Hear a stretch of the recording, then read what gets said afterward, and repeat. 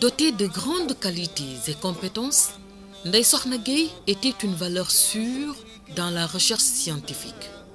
Chercheur au laboratoire d'archéologie à l'IFAN, c'est avec une disponibilité et un professionnalisme sans limite qu'elle a marqué ses collègues et étudiants. Ndeye Sokhna a été totalement, entièrement dévouée à la cause de l'institution. Elle a accepté des sacrifices immenses. Et puis, j'ai connu bien sûr la militante de la cause des femmes, la militante de la cause de l'université, la militante de la cause de l'école. Bon, disons en un mot, la militante pour le progrès, aussi bien en Afrique que dans le reste du monde. Sokhna a été très proche depuis que nous étions étudiants au département d'histoire. Et nous avons, avec d'autres comme Moustapha Sall, Alvin Dem, fait notre initiation à l'archéologie ensemble dans la vallée du fleuve Sénégal dans des conditions extrêmement difficiles. Lorsque elle a soutenu sa thèse, elle est rentrée pour prendre un job au Commissariat. Et moi, je suis rentré 1 an ou 2 ans après. Mais le plus marquant, c'est que lorsque je suis rentré et que le poste pour lequel je suis actuellement recruté a été ouvert, ici à l'IFAN, Sokhna et moi, nous nous sommes beaucoup concertés. Elle voulait faire la recherche absolument au Commissariat. Elle faisait l'administration. Et lorsqu'on s'est concerté, elle m'a dit, Ibrahima, je ne vais pas déposer.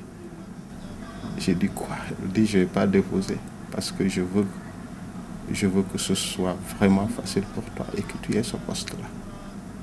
Et ça, c'est une grande générosité, c'est un grand cœur. Et c'est comme ça peut-être que je peux dire que j'ai eu facilement ce poste où je suis actuellement. Bien sûr, elle me rejoindra plus tard. Mais ça, c'est quelque chose que je ne pourrai jamais oublier. Nous venons de passer 3 missions de terrain très fructueuses, très riches ensemble en 2012, 2013 et 2014. Là, en février, on était ensemble dans les petits villages de la Falémé. Et donc vraiment, la disparition de Ndeye Sokhna Gueye est une immense perte. Non seulement bien sûr pour sa famille, ses amis, ses collègues proches, mais aussi je dirais pour l'ensemble de la communauté internationale des archéologues. Une grande perte pour l'archéologie africaine. Bon, il était toujours disponible à l'égard de tous les étudiants. Elle assistait souvent les étudiants sur toutes ses compétences. Elle savait partager ses expériences surtout.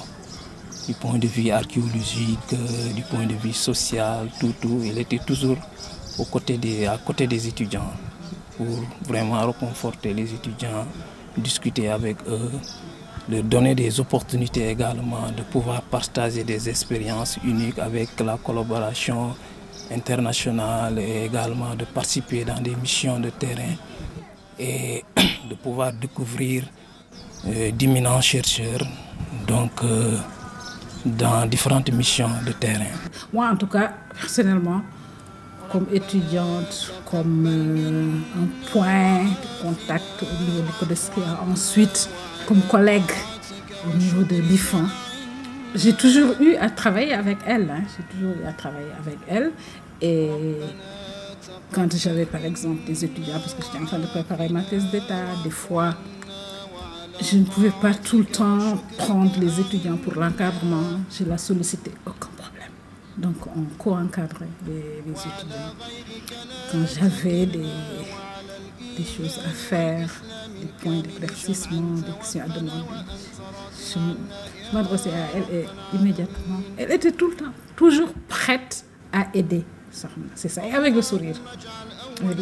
Bon, on a perdu, mais quand Dieu veut, que les êtres humains veulent, Dieu prend. Voilà. C'est tout simplement ça. Si je dois qualifier Ndeye Sokhna, Je dirais simplement que c'est une étoile filante. Elle est partie trop tôt, jeune, à la fleur de l'âge, avec beaucoup de compétences. C'était une valeur sûre pour l'université, mais aussi pour sa propre famille, parce que sa mère se reposait beaucoup sur elle.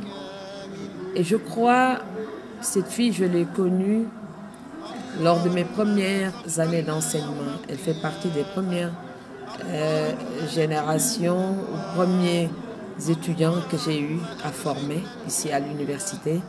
Elle a été une fille brillante qui m'avait beaucoup frappée par son intelligence, sa finesse, mais aussi sa gentillesse, sa disponibilité. Elle était vraiment une fille adorable et elle est partie trop tôt parce que ce que j'avais dit quand elle est tombée malade, j'ai fait une note au président de la République pour dire que c'est une valeur sûre et c'est l'une de nos rares spécialistes du néolithique et de la poterie. À côté de la recherche, elle était aussi une militante engagée. Elle nous fait part ici du combat que mène son syndicat dans l'enseignement supérieur. Ça se traduit par un salaire décent, des conditions de travail décentes et puis des conditions d'habitat décentes également. Donc ça, vraiment, c'est le cadre général de ce que peut apporter un syndicat pour un travailleur. Maintenant, si on s'intéresse plus spécifiquement au milieu de la recherche, je crois que l'un des éléments les plus importants qu'on peut retenir pour la contribution du SAES dans le développement de la recherche, c'est que, enfin moi, depuis que j'ai été recrutée en 2007, j'ai constaté que pour notamment l'obtention de nos subventions de recherche pour aller sur le terrain, c'est toujours le syndicat, c'est-à-dire la section SAES de l'IFAN, qui défend toujours nos intérêts pour que cette subvention soit allouée à temps, c'est-à-dire annuellement, et que le chercheur puisse aller sur le terrain et effectuer ses travaux de recherche. Donc ça, c'est un combat permanent, c'est-à-dire chaque année, le secrétaire général de la section SAES de l'IFAN doit aller à l'agence comptable et défendre tout le temps nos intérêts pour que nous puissions bénéficier de cette subvention de recherche qui fait vraiment partie de nos droits normaux d'allocation de recherche à percevoir annuellement pour que nous puissions effectuer nos recherches.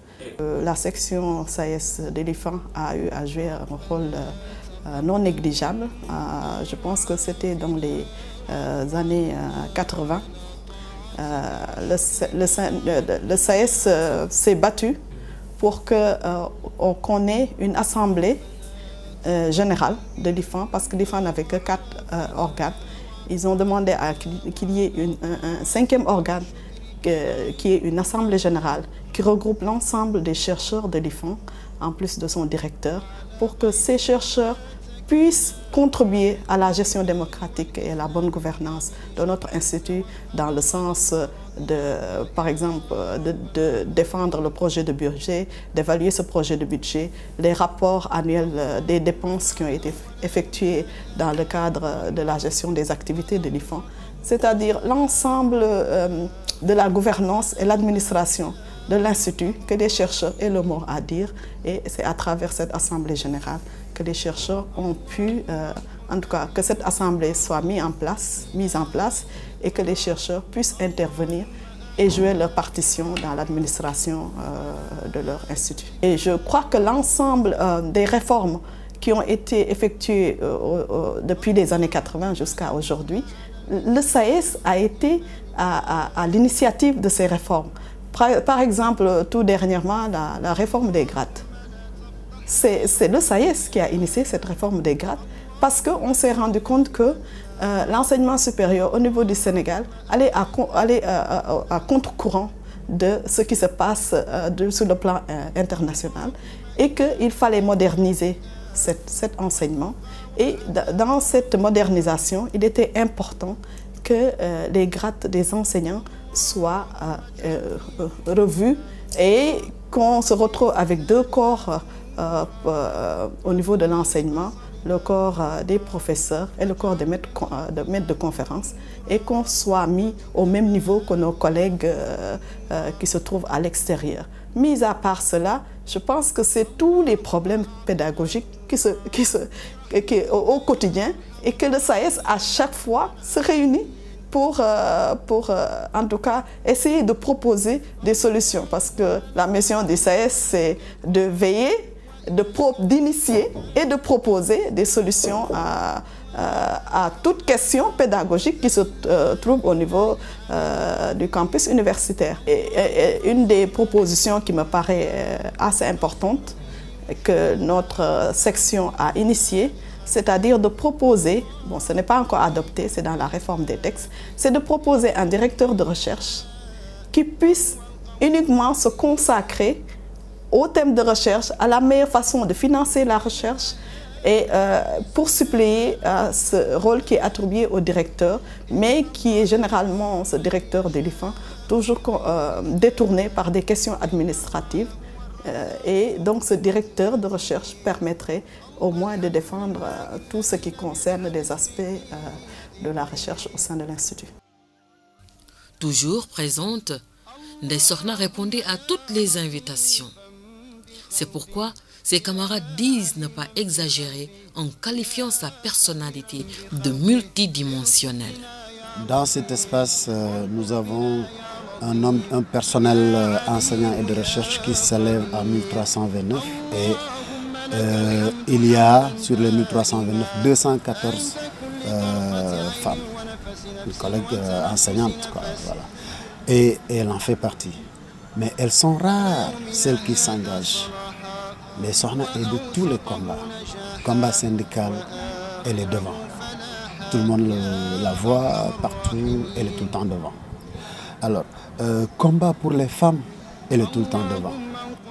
Et au SAES, vraiment, elle a fait plus qu'honorer les femmes. Elle les a bien représentées, dignement représentées.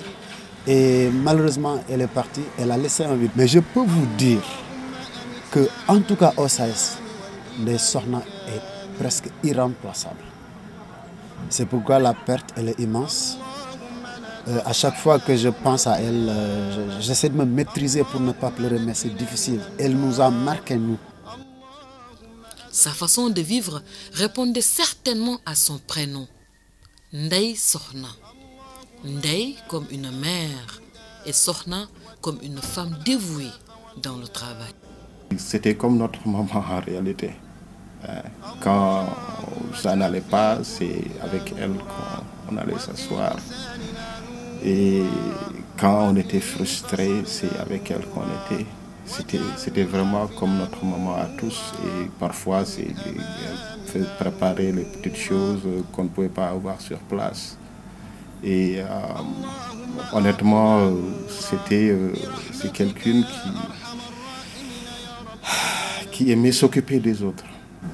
Il aimait s'occuper des autres, et je pense que c'est quand même ce qui nous a le plus marqué. Eh bien, je pense que tout le monde s'accorde à dire, là, il n'y a pas beaucoup d'avis contraires. Elle était quelqu'un d'extraordinaire. Elle était tellement appréciée, non seulement, bien sûr, pour ses compétences scientifiques, qui étaient vraiment indéniables, mais aussi pour son caractère tellement heureux. Elle était toujours de bonne humeur, pour sa générosité aussi. Et elle avait l'art de rendre toute situation facile. Je l'ai expérimenté vraiment sur le terrain. Tout s'est toujours tellement bien passé par sa façon tout simplement d'être et de se comporter avec les gens. À ses côtés, je me sentais vraiment rassuré que rien ne se... qu'elle était toujours là pour moi. Le sens de l'écoute surtout. Ses compétences, elle a aussi eu à les faire valoir au CODESRIA. Elle a passé 10 ans ici au CODESRIA. Et elle était devenue, en fait, en quelque sorte, dans le processus, le visage du CODESRIA. Et le visage de l'Afrique vis-à-vis des Asiatiques qui venaient ou des Latino-Américains qu'on rencontrait ici comme ailleurs. Et c'était quelqu'un qui savait tellement bien faire son travail qu'on a commencé à lui demander de faire plus. Parce qu'après moi, je suis devenu responsable du département recherche.